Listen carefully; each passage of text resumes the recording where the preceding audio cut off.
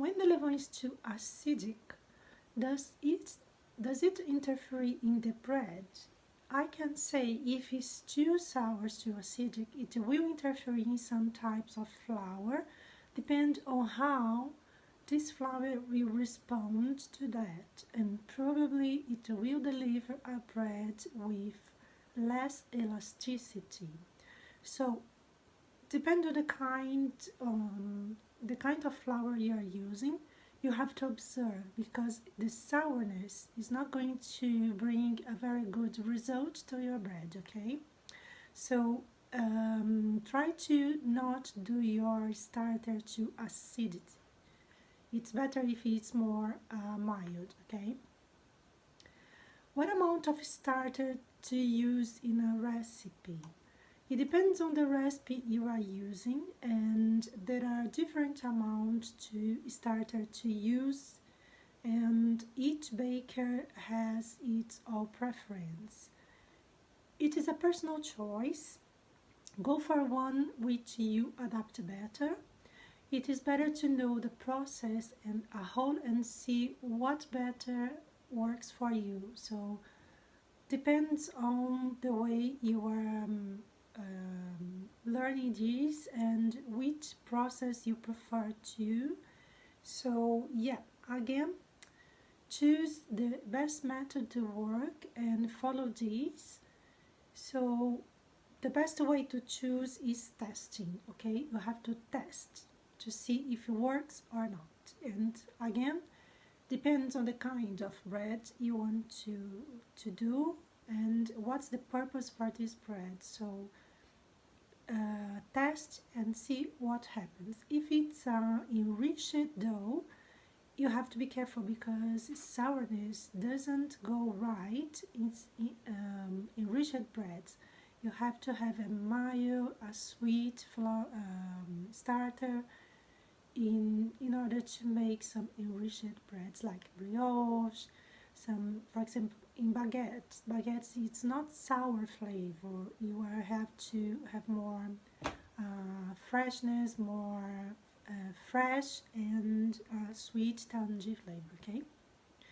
What kind of flour do I have to use to build up my leaven? You have to use the best flour you have at home. You have to choose at least one with 11–12% of protein to build up your leaven. And organic flour, wheat flour, you have to you can use all-purpose flour, rice, spelt, but you have to build your leaven to be strong. So think about it and choose your flour according to the percentage of protein. And if you notice this flour is not bringing any result, and then you can change the flour. So I like to make my starter with rye flour or spelt flour in case to make more sour bread. If I'd like to prepare some kind of brioche, panettone, sweetness dough, I for sure prefer to use white sourdough made with all-purpose flour or bread flour.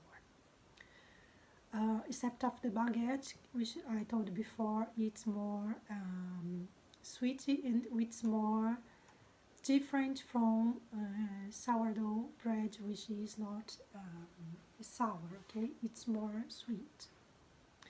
And how do I know it is the best quantity of his starter to make? You should foresee the recipe, the amount required, to have an idea how much to use. I always make my starter with a maximum of 250 grams, and what is left I save for next time or just keep as a backup in order to have something, or in order something happens, or if I have something I haven't counted before. So it should always be average between 90 grams and 150 grams for a recipe.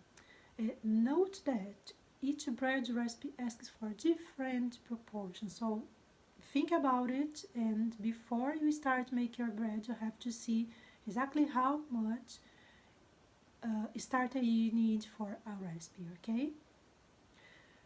Where do I have to build up my starter? It's again up to you, but you have to give it space to start growing, so you have to allow a very clean and airtight container specific for this purpose. You have to avoid use a glass or a container for other kind of foods because it's going to contaminate your starter, and you have to put in a clean, safe container with tight lid, and because this starter you are going to put in the fridge, and you have to avoid any smells coming from the other food in the fridge, and also to avoid any contamination. You have to use it sterilized it in very well before using your container. You have to sterilize it and keep the same container for its purpose. And of course, I advise